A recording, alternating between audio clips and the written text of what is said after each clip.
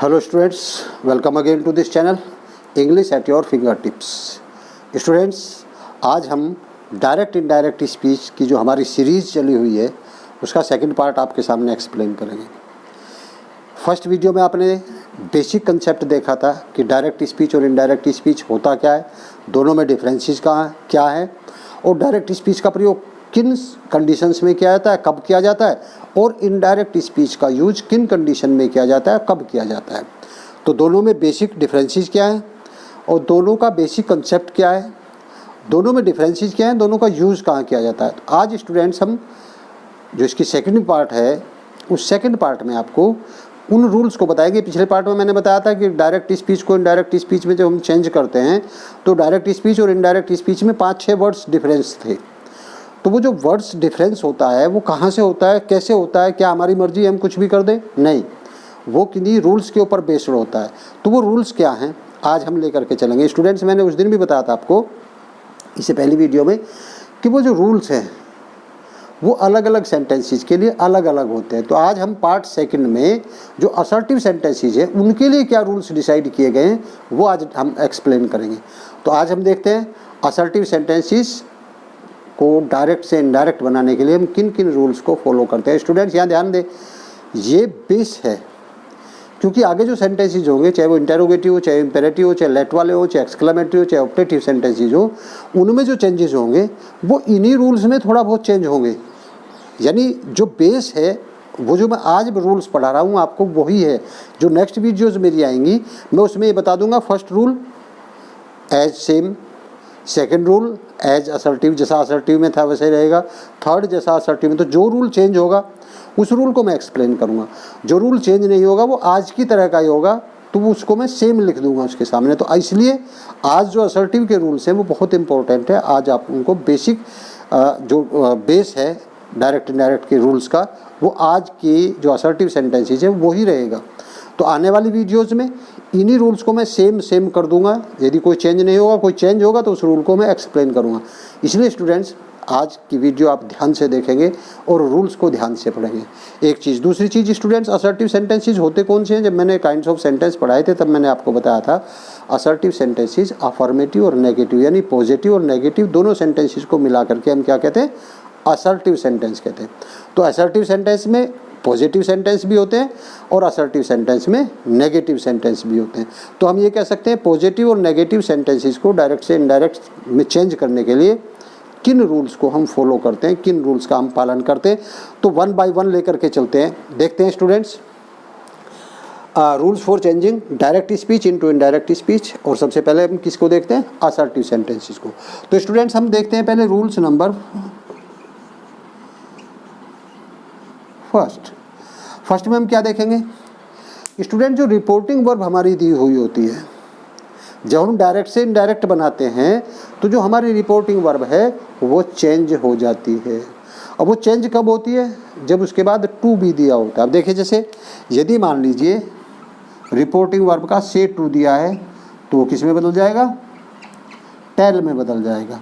यदि reporting verb में says to दिया है तो वो किस में बदल जाएगा? टेल्स में बदल जाएगा। यदि उसमें सैड दिया है, सैड टू दिया है तो वो किस में बदल जाएगा स्टूडेंट्स? टोल्ड में बदल जाएगा। और यदि उसमें सैड टू दिया, टोल्ड में बदल जाएगा। इसके अलावा यदि खाली से दिया है तो वो चेंज नहीं होगा, एज इट इज रहेगा। यदि खाली सेज दिया है वो भी चेंज नहीं होगा, एज इट इज रहेगा। यदि खाली सैड दिया है वो भी चेंज नहीं रहेगा, एज इट इज रहेगा। तो अब स्टूडेंट्स ये समझें कि से, सेज और सैड यदि खाली दिए हैं, खाली से दिया तो से रहेगा, खाली सेज दिया है तो भी सेज रहेगा, और यदि खाली सैड दिया है तो सैड ही रहेगा। लेकिन यदि उसके बाद टू दिया है तो से टू टेल में बदल जाएगा, सेज टू टेल्स में बदल जाएगा और सैड टू टोल्ड में बदल जाएगा। अब यहाँ हम स्टूडेंट्स ये भी देख सकते हैं कि यहाँ वर्ब की फर्स्ट फॉर्म थी से, तो से टू होने पर यहाँ भी फर्स्ट फॉर्म होगी टेल। यहाँ फर्स्ट फॉर्म में एस लगा है सेज टू, तो यहाँ हमने इसमें एस लगा दिया टेल्स। यहाँ सेकंड फॉर्म में सैड टू, तो यहाँ हमने इसकी सेकंड फॉर्म क्या कर दी? टोल्ड कर दी। और ये स्टूडेंट्स ध्यान रहे, यदि टू नहीं दिया हुआ है तो वो चेंज नहीं होगा, यदि टू दिया है तो वो चेंज हो जाएगा। एक चीज़ और क्या, टू दिया तब होगा जब रिपोर्टिंग स्पीच में ऑब्जेक्ट भी दिया होगा। यदि रिपोर्टिंग स्पीच में ऑब्जेक्ट नहीं दिया तो टू नहीं आएगा। तो ये भी एक हम कह सकते हैं कि रिपोर्टिंग स्पीच में जब ऑब्जेक्ट दिया होता है तो रिपोर्टिंग वर्ब के बाद में टू आता है। यदि रिपोर्टिंग स्पीच में ऑब्जेक्ट नहीं दिया होता तो रिपोर्टिंग वर्ब के बाद टू का यूज़ नहीं होता है। तो से टू सीधा हमारा से टू टेल में बदल जाएगा, सेज टू टेल्स में बदल जाएगा, सैड टू टोल्ड में बदल जाएगा। खाली से नहीं चेंज होगा, खाली सेज नहीं चेंज होगा, खाली सैड नहीं चेंज होगा। लेकिन कभी कभी स्टूडेंट्स क्या होता है, कभी कभी सेंटेंस के भाव के अनुसार भी हम इनसे अलग भी कुछ चेंजेस कर देते हैं। फॉर एग्जाम्पल मान लीजिए सेंटेंस में कहीं धमकी का भाव है तो हम वार्न कर देते हैं, यदि कहीं सावधान करने का बात है तो अलर्ट कर देते हैं। तो उस तरह से भाव के अनुसार करते हैं। लेकिन स्टूडेंट्स ये बड़ी क्लासेस की बात है, इसलिए 10th-12th में ऐसा नहीं होता। इसलिए आप सिर्फ ये ध्यान रखेंगे कि से खाली दिया तो नहीं चेंज होगा, से टू दिया टेल हो जाएगा। सेज खाली दिया नहीं चेंज होगा, सेज टू दिया टेल्स हो जाएगा। सैड खाली नहीं चेंज होगा, सैड टू दिया है तो टोल्ड हो जाएगा। ये था स्टूडेंट्स आपका फर्स्ट रूल कि रिपोर्टिंग वर्ब इस तरह से आपकी चेंज हो जाएगी। सेकंड, जब हम डायरेक्ट से इनडायरेक्ट बनाते हैं स्टूडेंट्स तो क्या करते हैं, जो हमारी डायरेक्ट स्पीच है उसमें हमने क्या देखा है कि उसमें कोमा इन्वर्टेड कोमास लगे होते हैं। तो सेकंड रूल में हम क्या करेंगे, जब हम असर्टिव सेंटेंसेस को कर रहे हैं तो remove coma inverted commas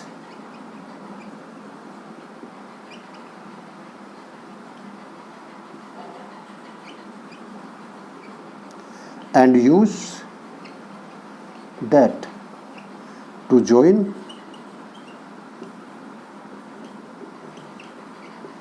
both the speeches। अब देखिए स्टूडेंट्स, रिपोर्टिंग स्पीच और रिपोर्टेड स्पीच, डायरेक्ट स्पीच दो पार्ट में बटा होता है। रिपोर्टिंग स्पीच इन्वर्टेड कोमास से बाहर का भाग होता है, रिपोर्टेड स्पीच इन्वर्टेड कोमास के अंदर का भाग होता है। तो दोनों स्पीच अलग अलग हैं।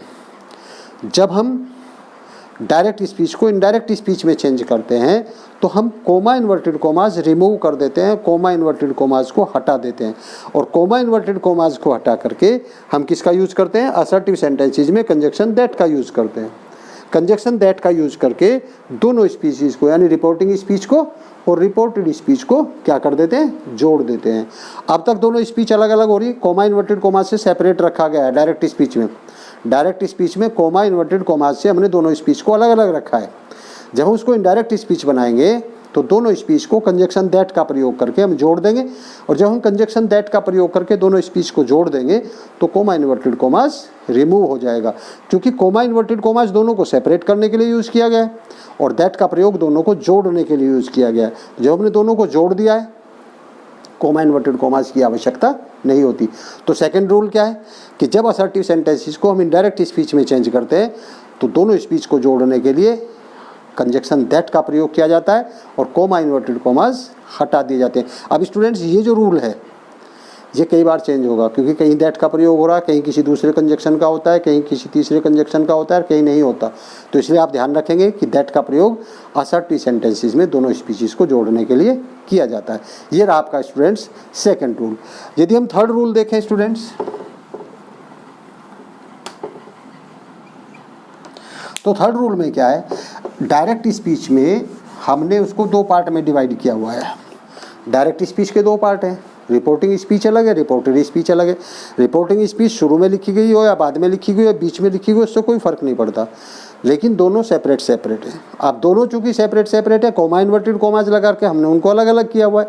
तो यहाँ रिपोर्टिंग स्पीच का जो फर्स्ट लेटर है वो भी कैपिटल से शुरू होता है, रिपोर्टेड स्पीच का फर्स्ट लेटर भी कैपिटल से शुरू होता है, क्योंकि दोनों स्पीच अलग अलग है। अब जब हम उसको इनडायरेक्ट स्पीच में चेंज करते हैं तो कंजक्शन दैट लगा करके जोड़ देते हैं। कंजक्शन दैट लगा करके जोड़ने का मतलब वो एक सेंटेंस हो जाता है। अब जब वो एक सेंटेंस हो जाता है तो उसके बीच में हम कैपिटल लेटर्स का यूज़ नहीं करते। तो इसलिए क्या करते हैं हम स्टूडेंट्स, जब हम इनडायरेक्ट स्पीच में असर्टिव सेंटेंस को चेंज करते हैं तो जो रिपोर्टेड स्पीच का जो फर्स्ट वर्ड होता है उसका फर्स्ट लेटर हम स्मॉल में लिखते हैं। लेकिन यहाँ भी आपको एक एक्सेप्शन याद रखना होगा, यदि वो प्रॉपर नाउन है, प्रॉपर नाउन का मतलब किसी का नाम है तो वो कैपिटल में रहेगा, और यदि वो पर्सनल प्रोनाउन आई है तो पर्सनल प्रोनाउन आई भी कभी स्मॉल में नहीं बनता, वो कैपिटल में बनता है। तो प्रॉपर नाउन और पर्सनल प्रोनाउन आई को छोड़ करके जो रिपोर्टेड स्पीच है उसका जो फर्स्ट लेटर है, फर्स्ट वर्ड है, उसका फर्स्ट लेटर वो किस में कन्वर्ट हो जाता है, स्मॉल में हो जाता है। देखिए एक चीज़ हम देखते हैं, शी सेड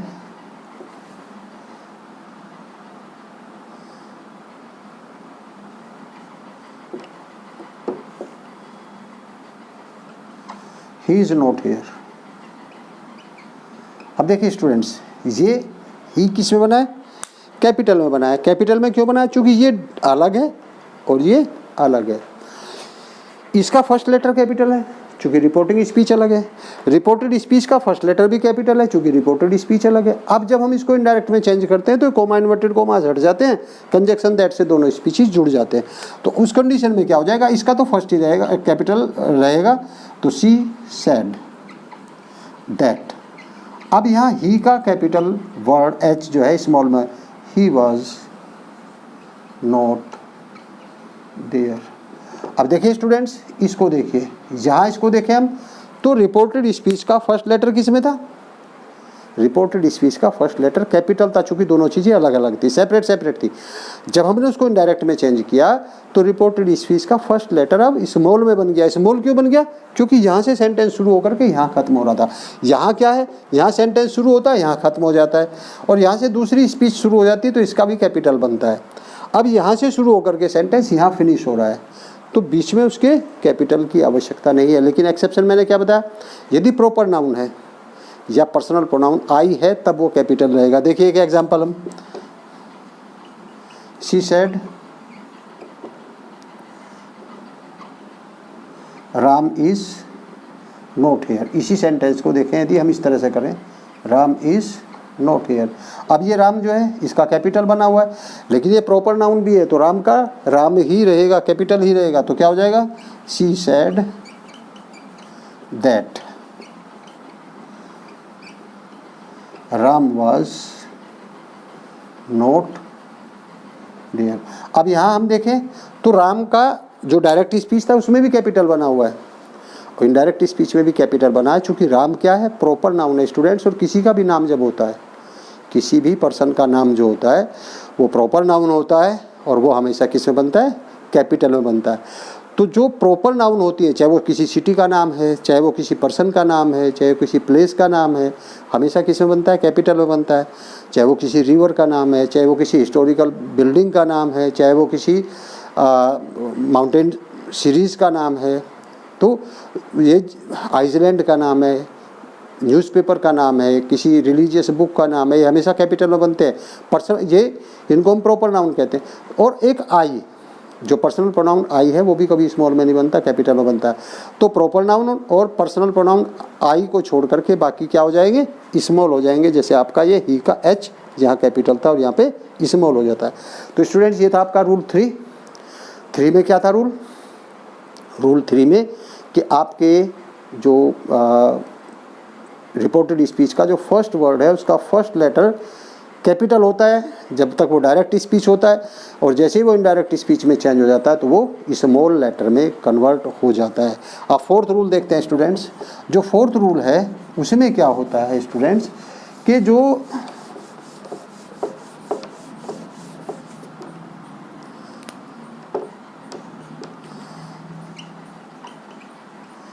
एडवर्ब या वर्ड्स ऑफ nearness given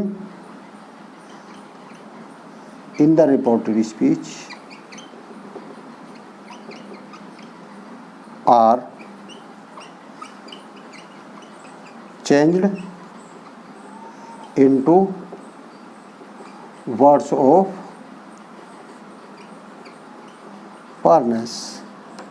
यानी रिपोर्टेड स्पीच में जो नज़दीकियाँ निकटता प्रकट करने वाले शब्द होते हैं, वो निकटता प्रकट करने वाले शब्द जब हम उसको इनडायरेक्ट स्पीच में चेंज करते हैं, दूरी प्रकट करने वाले शब्द वर्ड्स ऑफ फारनेस में चेंज हो जाते हैं।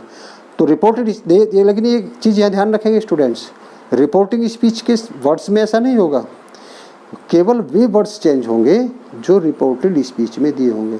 तो रिपोर्टेड स्पीच में जो भी वर्ड्स ऐसे हैं जिनको हम एडवर्ब भी कहते हैं, जो निकटता प्रकट करते हैं, तो निकटता प्रकट करने वाले सभी शब्दों को हम दूरी प्रकट करने वाले शब्दों में चेंज कर देते हैं।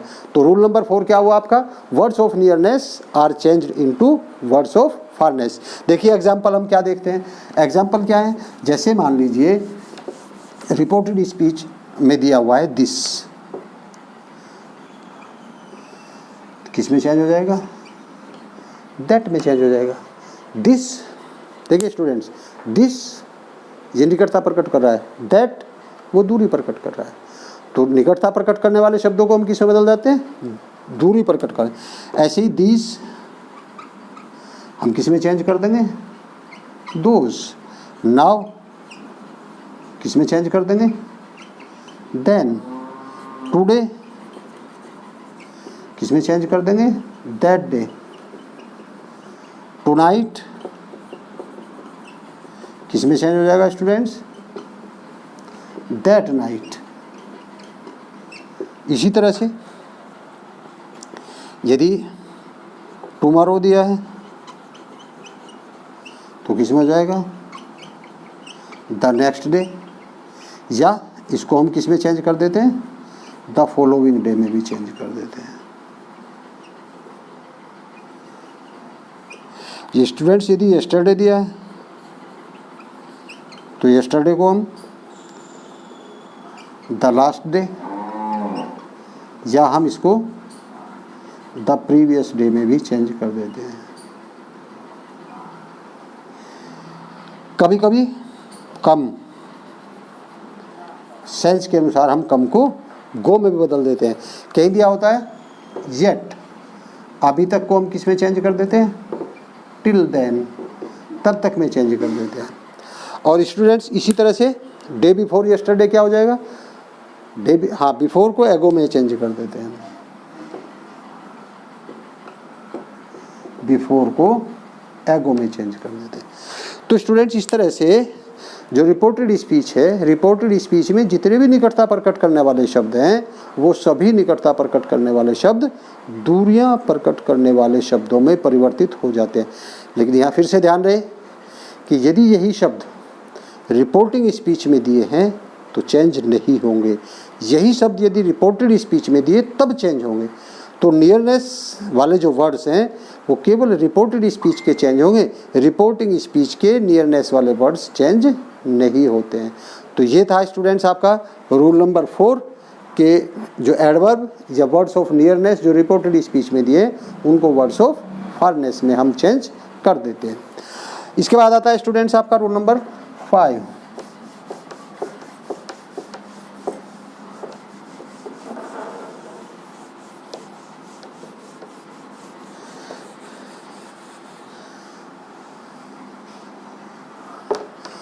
रूल नंबर 5 में देखेंगे हम स्टूडेंट्स क्या होता है। रूल नंबर 5 में personal pronounce.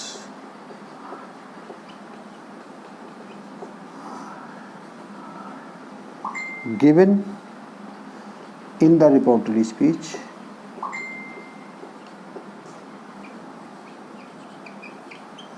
Are changed. Students जो रिपोर्टेड स्पीच में पर्सनल प्रोनाउंस दिए होते हैं वो पर्सनल प्रोनाउंस चेंज हो जाते हैं। लेकिन ध्यान रहे फिर से रिपोर्टेड स्पीच में दिए गए, तो रिपोर्टेड स्पीच में दिए गए पर्सनल प्रोनाउंस चेंज हो जाते हैं। अब ये स्टूडेंट्स एक बहुत बड़ा टॉपिक है। पर्सनल प्रोनाउंस एक बड़ा टॉपिक है और पर्सनल प्रोनाउंस कैसे चेंज होते हैं इसके भी फिर 3 रूल्स हैं। तो पहले आपको बेसिक कॉन्सेप्ट पता होना चाहिए पर्सनल प्रोनाउंस क्या होते हैं, और उसके बाद आपको उन्हें फिर चेंज कैसे करेंगे, वो किस तरह से चेंज होते हैं। तो इसको पर्सनल प्रोनाउंस वाले टॉपिक को मैं एक एक्स्ट्रा अलग से एक वीडियो में एक अलग से लेक्चर में इसको एक्सप्लेन करूँगा। तो ये आप अभी फ़िलहाल सिर्फ इसको इतना ले लीजिए रूल नंबर 5 में कि personal pronouns given in the reported speech are change. Reported speech में जो पर्सनल प्रोनाउंस दिए होते हैं वो आपके चेंज हो जाते हैं। अब स्टूडेंट्स चेंज कैसे होते हैं वो आपको एक इसका अलग से जो मैं एक वीडियो बनाऊँगा, अलग से लेक्चर बनाऊँगा, उसमें आप देखेंगे। इसके अलावा जो रूल नंबर 6 आपका है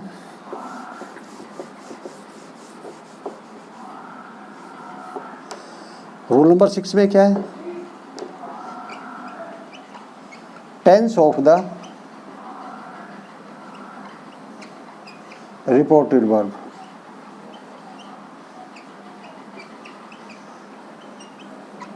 is changed according the tense of